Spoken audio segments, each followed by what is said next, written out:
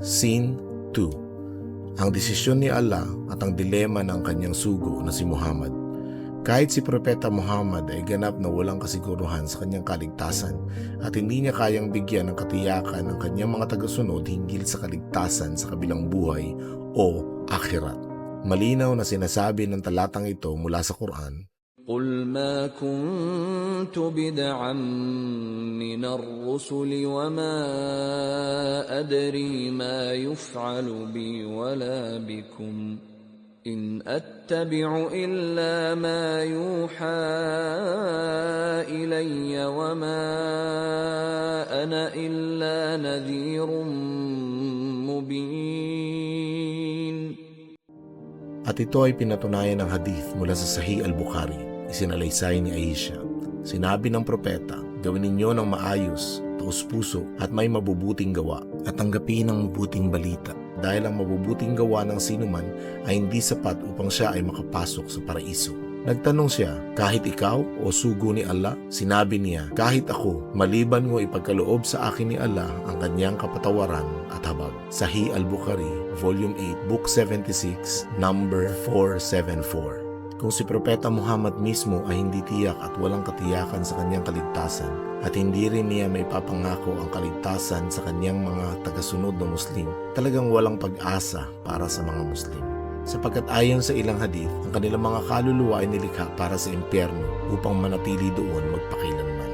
Sinabi muli ni Propeta Muhammad, sinabi ng apostol ni Allah sa isang libing, tungkol sa kanya, sa Allah, dumating na sa kanya ang kamatayan, sa Allah. Ninais ko para sa kanya ang lahat ng mabuti, sa Allah. Sa kabila ng katotohanang ako'y sugo ni Allah, hindi ko alam kung ano ang gagawin sa akin ni Allah. Sahih al-Bukhari, 7003, Volume 9, Book 87, number 131. Kaya't hiniling ni Muhammad sa kanyang mga tagasunod na ipanalangin siya at ang kanyang kaligtasan. Isinalaysay ni Abdullah bin Amir bin Al-As. Sinabi ng propeta ni Allah, kapag narinig niyo ang muezzin na tumatawag, ulitin ang kanyang sinasabi.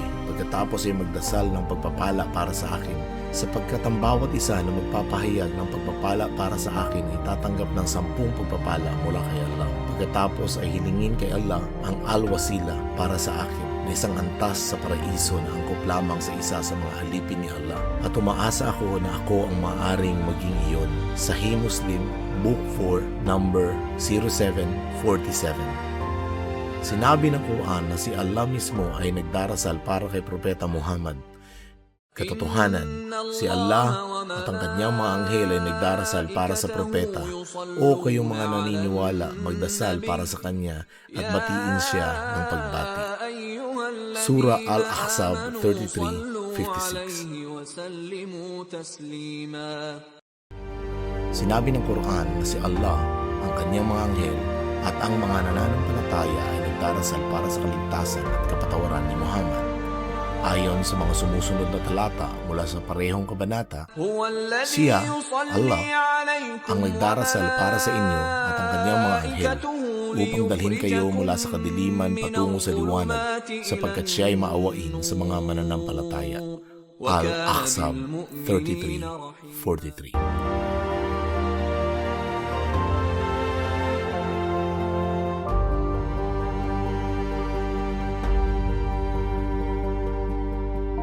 Sa makatuwid, ayon sa Quran, walang katiyakan o kasigurudahan ng sino mang mananampalatayang Muslim ay maaari o makapasok sa paraiso sa pamamagitan ng kalooban ng Diyos. Maging si Propeta Muhammad mismo ay walang ganitong katiyakan o kasiguraduhan. Sa katunayan, ang tiyak ay ang bawat kaluluwa ng Muslim ay daraan sa apoy ng impyerno. Ito ay ayon sa Surah Maryam 70:71. Batid na batid namin kung sino ang pinakakarapat-dapat sa pagsunod doon.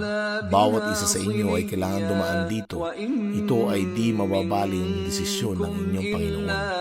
Surah Maryam 19:70-71.